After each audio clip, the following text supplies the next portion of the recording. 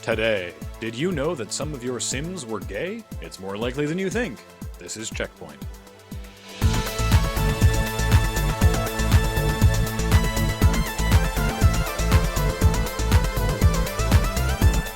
Welcome to CheckPoint, with a reminder that today is Gift a Game to an Aussie Day. That's right, it's your chance to help out your exploited fellow man.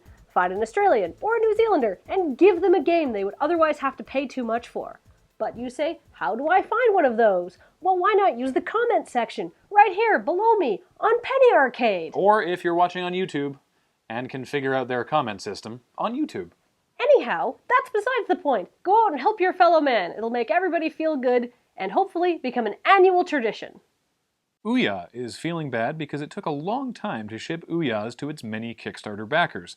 So long, in fact, that Booyahs were in stores before some backers had received theirs. So, to make things right, they've given their backers, over 60,000 people, $13.37 in game credits on the Booyah store, which is a wonderful, selfless gesture and only somewhat of a clever ploy to stimulate the very sluggish Booyah game-buying economy. Clever girl, Booyah. Clever girl. Wasteland 2 has been delayed from its originally slated October release because developer In Exile wants to make the world totally reactive to player choices, by which they mean you can kill everyone. NPC, kill them. Someone joins your party, kick them out and kill them.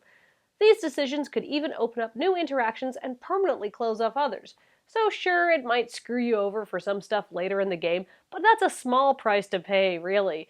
Imagine how much better Final Fantasy X would have been if you could just arbitrarily kill all the annoying NPCs in Spira. Heck, even some of the PCs, like Kimahri. Nobody used him, did they? Company of Heroes 2 is no longer being sold in Russia because Russians don't appreciate how the game portrays the Red Army of World War II. While the American army of the first game were portrayed heroically, the Russians in this game are shown as ruthless Soviet stereotypes, seemingly blind to the fact that despite the Cold War and current tensions with Russia, they were an ally in World War II. Russian critics even claim that the game attributes certain Nazi war crimes to the Russians, which understandably makes them upset. But then, what can you expect from a developer from Canada? From Canada. That is super awkward. Well, I guess terrible revisionist history is a mistake anyone can make. You may not remember, but The Sims was one of the first big games that included same-sex relationships. Why? Well, as it turns out, the lead engineer made it that way, and nobody questioned him. Now, EA wasn't being hugely progressive, they just didn't think the game would do very well, so they didn't care very much. As it happens, nobody who played the game really cared either, and of course The Sims went on to be a huge hit. The moral of the story? The public is way more okay with same-sex relationships than companies think they are.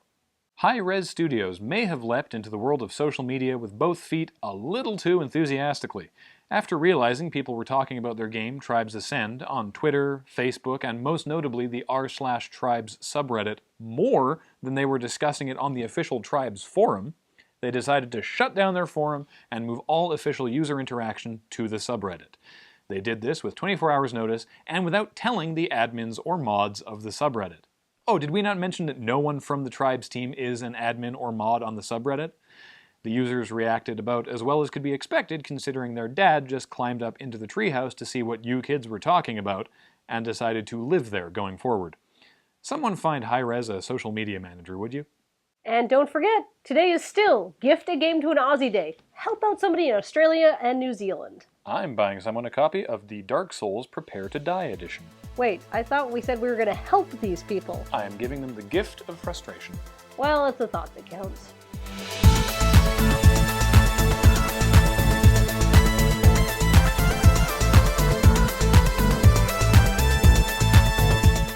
Coming up, Fat Shark's War of the Vikings will be very factual, but maybe not 100% accurate. Turns out Vikings were actually kinda dull.